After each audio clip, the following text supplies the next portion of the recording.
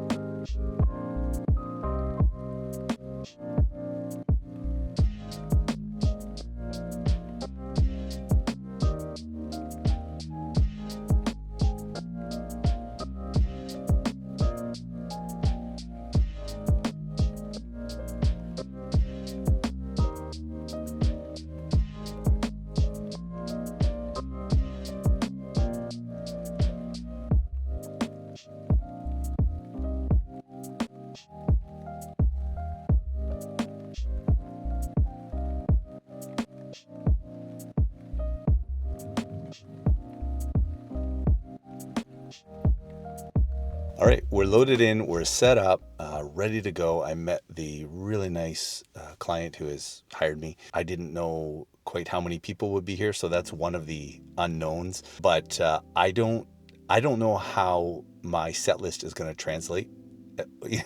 No pun intended, but I mean, I cover everything from Motown to pop to rock to blues to swing, all in a professional delivery. A lot of it's acoustic, so I'm not screaming at anyone, but there's going to be times where they're socializing and my job is to not get in the way but to enhance the ambience.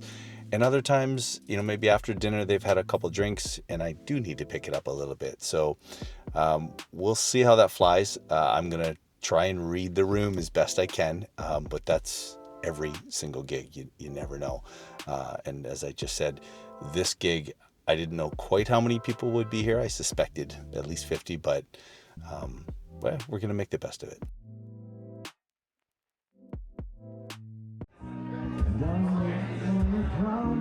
And I see the morning sun on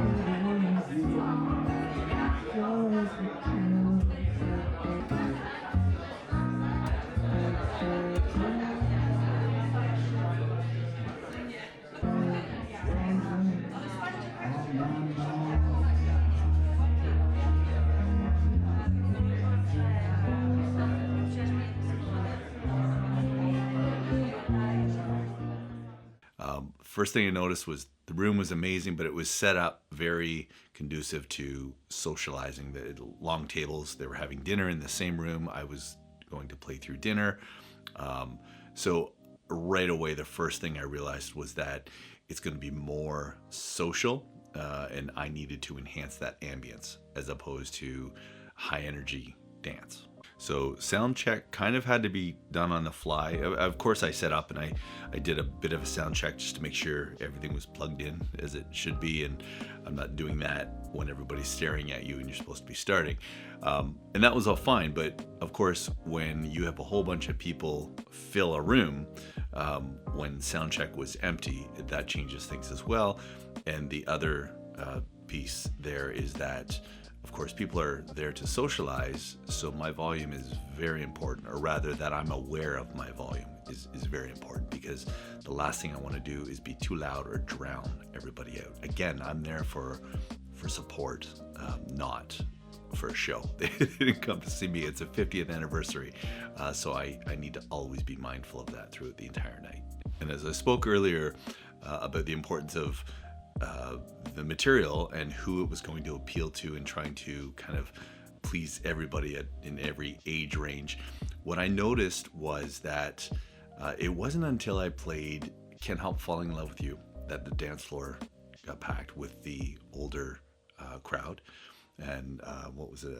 Country Roads, John Denver, Country Road. The other end of the spectrum, the other age group, it wasn't so much that the music got them dancing or necessarily got their obvious attention.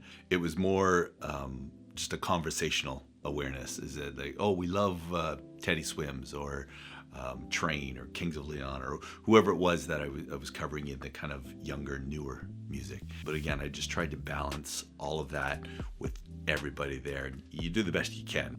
And honestly, that's the thing I love about these gigs. You kind of have to read the room in real time.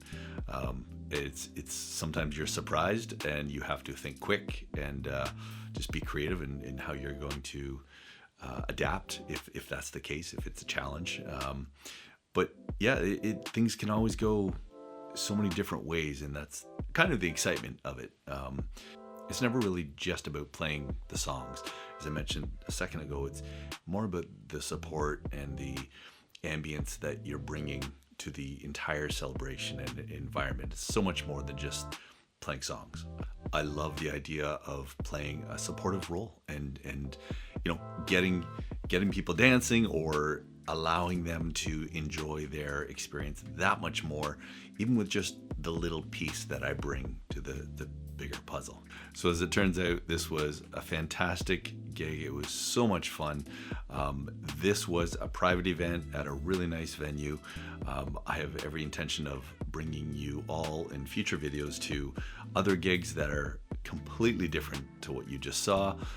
Different energies, different environments, different challenges, of course, but I want to share those with you, because those are the exciting pieces that you learn from as you go. I made some new friends. All in all, it was a win-win, and I look forward to bringing you on the next gig.